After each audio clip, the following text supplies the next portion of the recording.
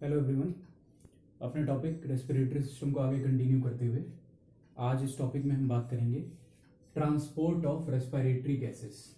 इसके जो previous video था, पिछला जो वीडियो था, उसमें बात हुई थी एक्सचेंज ऑफ रेस्पिरेटरी गैसेस, कैसे ऑक्सीजन और CO2 का एक्सचेंज होता है, क्यों ऑक्सीजन बाहर एटमॉस्फेयर से हमारी बॉडी में अंदर आता है और CO2 हमारी बॉडी के अंदर से बाहर जाता है। इसका रीजन हमने पिछली क्लास में देखा था कि मेन जो रीजन है वो क्या था, प्रेशर का डिफरेंस। जहां पे उस गैस का प्रेशर ज्यादा था वहां से वो लो प्रेशर की तरफ आता था। अब आज हम बात करेंगे ट्रांसपोर्ट ऑफ रेस्पिरेटरी गैसेस, यानी ऑक्सीजन और CO2 का हमारी बॉडी के अंदर किस रूप में ट्रांसपोर्ट होता है, मतलब ब्लड के अंदर, ब्लड में मिक्स होने के बाद वो किस तरीके से हमारी पूरी बॉडी में ट्रांसपोर्ट होती हैं, पूरी बॉडी में सर्कुलेट होती हैं। इसको आज हम स्टडी करेंगे। तो पहले आज हम बात करेंगे किसकी, ट्रांसपोर्ट ऑफ ऑक्सीजन, केवल ऑक्सीजन के बारे में कि ऑक्सीजन का हमारे ब्लड में किस तरीके से, किस रूप में ट्रांसपोर्ट होता है। तो देखते हैं पहला point, oxygen is transported from alveoli to tissues by blood in two forms. अब कल यही बात हुई थी कि ऑक्सीजन कहां से, पहले हमारे एटमॉस्फेयर में जो ऑक्सीजन है वो हमारी बॉडी में प्रवेश करता है, रेस्पिरेटरी ट्रैक्ट के रास्ते वो पहुंचता है हमारे लंग्स में, और लंग्स में जो एल्वियोलाई वाला पार्ट है, एल्वियोलाई के रास्ते वो कहां जाता है, हमारे ब्लड में जाकर के मिक्स हो जाता है। और ब्लड क्या करता है, उसको पूरी बॉडी के हर टिश्यू, हर सेल तक पहुंचाने का काम करता है। तो ब्लड के अंदर ऑक्सीजन का ट्रांसपोर्ट या ऑक्सीजन का सर्कुलेशन कितने प्रकार से, दो तरीके से होता है, दो रूप से होता है। दोनों की बात हम करेंगे। दो तरीके कौन कौन से हैं, सबसे पहला ये आपको दिख रहा है number 1, as simple physical solution, simple physical solution के रूप में, और दूसरा आपको ये दिख रहा है इन कॉम्बिनेशन विथ हीमोग्लोबिन। दूसरा क्या है, हीमोग्लोबिन के साथ कॉम्बिनेशन के। तो ये दो फॉर्म है जिस रूप में ऑक्सीजन का ट्रांसपोर्ट हमारी बॉडी के अंदर, हमारे ब्लड के अंदर एल्वियोलाई से टिश्यू के बीच में होता है। तो पहले वाले की बात करते हैं, एज सिंपल फिजिकल सॉल्यूशन। इसमें देखिए पहला point, oxygen dissolves in water of plasma and is transported in this physical form। पहले रूप में क्या होता है कि जो ऑक्सीजन एल्वियोलाई से ब्लड में गया, ब्लड में जाने के बाद वो क्या करता है, हमारे ब्लड का जो प्लाज्मा वाला पार्ट है, ब्लड के बारे में हम लोग डिटेल में जब कॉलेज खुला था क्लास में वहां पे हम लोग पढ़ चुके हैं। तो ब्लड में प्लाज्मा क्या है, प्लाज्मा ब्लड का हमारा फ्लूइड वाला पार्ट है, फ्लूइड कंटेंट जो है उसको हम लोग बोलते हैं प्लाज्मा। तो ऑक्सीजन पहले जाकर के क्या करता है, कुछ हिस्सा ऑक्सीजन का डिसॉल्व होता है किसमें, हमारे प्लाज्मा के अंदर जो वाटर वाला कंटेंट है, वाटर के साथ वो क्या जाता है, डिसॉल्व हो जाता है, मिक्स हो जाता है, और क्या बना लेता है, एक सिंपल फिजिकल सॉल्यूशन, एक सॉल्यूशन बना लेता है, एक मिश्रण बना लेता है, और इस रूप में वो क्या करता है, ब्लड में सर्कुलेट होता है, ट्रांसपोर्ट होता है। Next point, amount of oxygen transported in this way is only 3% of total oxygen transport because of poor solubility of oxygen in water content of plasma। अब सिंपल फिजिकल सॉल्यूशन के रूप में जो oxygen transport हो रहा है, ये केवल कितना हिस्सा है, 3% ऑफ टोटल ऑक्सीजन ट्रांसपोर्ट। जितना भी टोटल ऑक्सीजन ट्रांसपोर्ट हो रहा है उसका केवल 3% हिस्सा इस रूप में ट्रांसपोर्ट होता है। क्यों, क्योंकि because of poor solubility, oxygen का जो है वो सॉल्युबल इतने आसानी से या इतनी इजीली सॉल्युबल नहीं होता है किसमें, प्लाज्मा के वाटर कंटेंट में।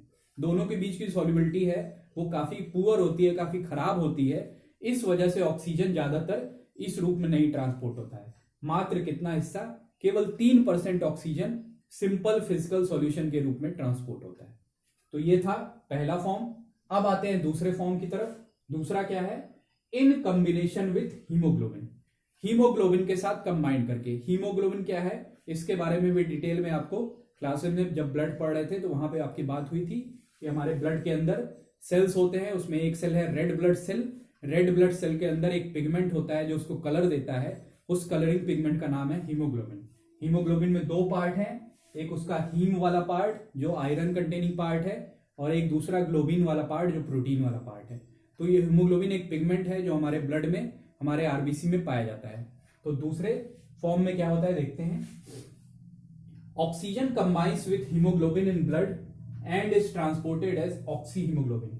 दूसरे तरीके से ऑक्सीजन क्या करता है, जा करके हमारे आरबीसी में जाता है, और आरबीसी के अंदर जो पिगमेंट है हीमोग्लोबिन, इसके साथ वो क्या करता है, कंबाइन करता है, इसके साथ जुड़ता है, एक रिएक्शन करता है, और दोनों जुड़ करके एक नया कंपाउंड, एक नया सब्सटेंस बनाते हैं जिसका नाम है ऑक्सी हीमोग्लोबिन। यानी ये देखिए यहाँ पे आपको दिखाया गया है, हीमोग्लोबिन को शॉर्ट में HB से डिनोट करते हैं। तो ऑक्सीजन कंबाइन करेगा किसके साथ, हीमोग्लोबिन के साथ, और दोनों मिलकर के बना लेंगे क्या, एक नया कंपाउंड जिसका नाम है ऑक्सी हीमोग्लोबिन। अब इस ऑक्सी हीमोग्लोबिन के रूप में ये ऑक्सीजन हमारा ब्लड में पूरी बॉडी में सर्कुलेट होता है और बॉडी के हर सेल, हर टिश्यू तक पहुंचता है। वहां पहुंचने के बाद जब टिश्यू के पास पहुंचता है तो वहां पे क्या होता है, वहां जाने के बाद ये ऑक्सी हीमोग्लोबिन अगेन क्या हो जाता है, ब्रेक हो जाता है, टूट जाता है। ऑक्सीजन अलग हो जाता है, हीमोग्लोबिन अलग हो जाता है। तो ऑक्सीजन जो अलग होता है वो हमारी बॉडी के सेल और टिश्यू जिनको उसकी जरूरत है उनके पास वो मिल जाता है। तो ये रिएक्शन जो क्या है, ये रिएक्शन कन्वर्टिबल है। मतलब ऑक्सीजन से हीमोग्लोबिन जब मिलेगा तो ऑक्सी हीमोग्लोबिन बनेगा, और जब इसकी जरूरत होगी तो ये टूट के अलग हो जाएगा, जिससे कि ऑक्सीजन हमारे सेल और टिश्यू को मिल जाएगा। तो नेक्स्ट पॉइंट देखिए, 97% of oxygen is transported in this form. अब ये जो तरीका है हीमोग्लोबिन के साथ कंबाइंड होकर के ऑक्सीजन के ट्रांसपोर्ट होने का, ये मेन तरीका है ऑक्सीजन के ट्रांसपोर्ट का हमारी बॉडी के अंदर, ब्लड के अंदर। 97%, 97% जितना भी ऑक्सीजन ट्रांसपोर्ट हो रहा है वो 97% ऑक्सीजन इस रूप में ट्रांसपोर्ट हो रहा है, और मात्र 3% सिंपल फिजिकल सॉल्यूशन के रूप में ट्रांसपोर्ट होता है। एक नेक्स्ट लास्ट पॉइंट देखिए, the amount of oxygen transported by 1 gram of haemoglobin is known as the oxygen carrying capacity of haemoglobin. अब ये इंपॉर्टेंट है, oxygen carrying capacity of haemoglobin क्या होता है, 1 ग्राम हीमोग्लोबिन, 1 ग्राम हीमोग्लोबिन में कितना अमाउंट ऑफ ऑक्सीजन ट्रांसपोर्ट किया, उसको हम लोग कहते हैं हीमोग्लोबिन का ऑक्सीजन कैरिंग कैपेसिटी। मतलब 1 ग्राम ऑफ हीमोग्लोबिन कितना ऑक्सीजन कैरी कर रहा है, कितना ऑक्सीजन ट्रांसपोर्ट कर रहा है, उसको बोला जाता है oxygen carrying capacity of haemoglobin. और अगर oxygen carrying capacity of blood निकालना हो तो आप कैसे निकाल लेंगे कि ब्लड के अंदर कितना हीमोग्लोबिन है उसको आप लोग क्या कर देंगे, उसमें मल्टीप्लाई कर देंगे, तो ये हमें मिल जाएगा oxygen carrying capacity of blood. तो नॉर्मल कंडीशन में इट इज 1.34 मिलीलीटर पर ग्राम। मतलब 1 ग्राम कितना, 1.34 मिलीलीटर ऑफ ऑक्सीजन को कैरी कर सकता है। ये नॉर्मल वैल्यू है, normal oxygen carrying capacity of haemoglobin.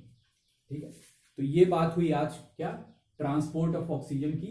Oxygen को ट्रांसपोर्ट होने का 2 तरीका है, एज सिंपल फिजिकल सॉल्यूशन, और दूसरा कॉम्बिनेशन विद हीमोग्लोबिन।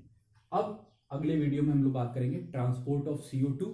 CO2 किस तरीके से हमारे ब्लड में ट्रांसपोर्ट होता है, कैसे वो हमारी बॉडी के टिश्यू से ब्लड के द्वारा पहुंचता है किसमें, एल्वियोलाई। ऑक्सीजन का रास्ता उल्टा है और CO2 का, दोनों का रास्ता एक दूसरे का उल्टा है। ऑक्सीजन कहां से कहां गया, हमारे एल्वियोलाई से, लंग्स से ब्लड में आया, और ब्लड ने उसको क्या किया, पूरी बॉडी में ट्रांसपोर्ट करके हर सेल, हर टिश्यू तक पहुंचाया। तो आज के लेक्चर में इतना ही।